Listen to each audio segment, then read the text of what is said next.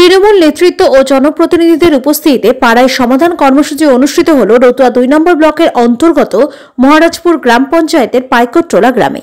এই দিনের কর্মসূচিতে উপস্থিত ছিলেন মালদা জেলা তৃণমূল সভাপতি তথা বিধায়ক আব্দুর রহিম বক্সী, জেলা পরিষদ সদস্য শামসুল হক, রতুয়া 2 নম্বর সভাপতি রাকিবুল হক, ব্লক সহসভাপতি সুব্রত কর্মকার সহ তৃণমূলের নেতৃত্বরা মানুষের বিভিন্ন সমস্যার অভিযোগ নিয়ে আলোচনা করা এবং জনপ্রতিনিধিদের সেই সমস্ত সমস্যার অভিযোগগুলি দূর করতে বিভিন্ন নির্দেশিকা রাখেন জেলা তৃণমূল সভাপতি।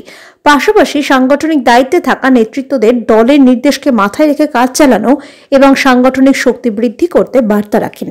ভারতবর্ষের সাধারণ মানুষ সংখ্যালঘু মানুষকে মৃত্যুর মুখে ঠেলে দেওয়ার একটা ঘৃণ্য চক্রান্ত করছে আর তাকে সহযোগিতা করছে কংগ্রেস এবং সিপিএম। তৃণমূলের বিরোধিতা করা মানে তারা তো ক্ষমতায় আসতে পারবে না, তারা সিট জিততে পারবে না, তারা মুখ্যমন্ত্রী করতে পারবে না, তারা আজকে বড় জায়গায় যেতে পারবে না। তারা ভোট কাটা মানে হচ্ছে তারা বিরোধিতা করা মানে হচ্ছে বিজেপির হাতটাকে শক্তিশালী করে দেওয়া। তৃণমূল কংগ্রেস আমরা 47 নম্বর মালতীপুর বিধানসভা কেন্দ্রের যে আমাদের 11টা অঞ্চল আছে, আর প্রথমে এখানে শুরু করেছে কর্মসূচি, পরে পরে জেলাব্যাপী আমরা করব। যে প্রত্যেকটা অঞ্চলে 4টা-5টা বুথকে নিয়ে আমরা সমস্ত মানুষকে ডাকছি, তাদের কি কি অসুবিধা আছে, কি কি উন্নয়ন এখনো তাদের হয়নি, কি কি কাজ তারা পায়নি, অর্থাৎ সমস্যার সমাধানে তৃণমূল কংগ্রেস বাড়ি বাড়িতে গিয়ে পৌঁছে মানুষের সমস্যার সমাধান করার চেষ্টা করবে। এটাকে সামনে রেখে আজকে আমরা এই সভা মহারাজপুর অঞ্চলে প্রথম শুরু করেছি। আরো দুটো সভা আমাদের দুটো পঞ্চায়েত সমিতি এলাকায় হবে।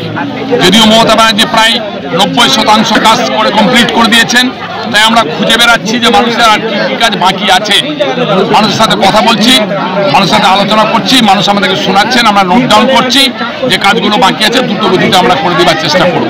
এই আলোচনা আজকে এই সভাটাতে হচ্ছে। কিছু কিছু লোক ছোট ছোট অভিযোগগুলো আছে, যেন আবাস যোজনার বাড়ি কিছু অভিযোগ আছে যেগুলো কেন্দ্রীয় সরকার করে দেয়নি, করতে দিচ্ছে না। মমতা ব্যানার্জি এখন নিজে করছেন 100 দিনের কাজ, এখন মমতা ব্যানার্জি নিজেই করছেন।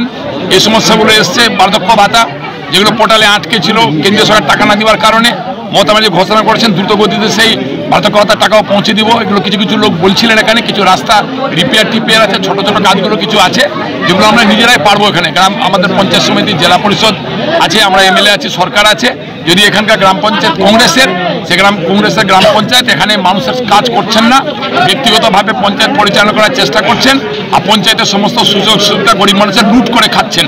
তবুও আমরা পঞ্চায়েতকে বাদ দিয়েও আমরা সাধারণ মানুষের সমস্ত কাজ করে দিব, এই অঙ্গীকার আমরা সবাই মিলে এখানে করেছি।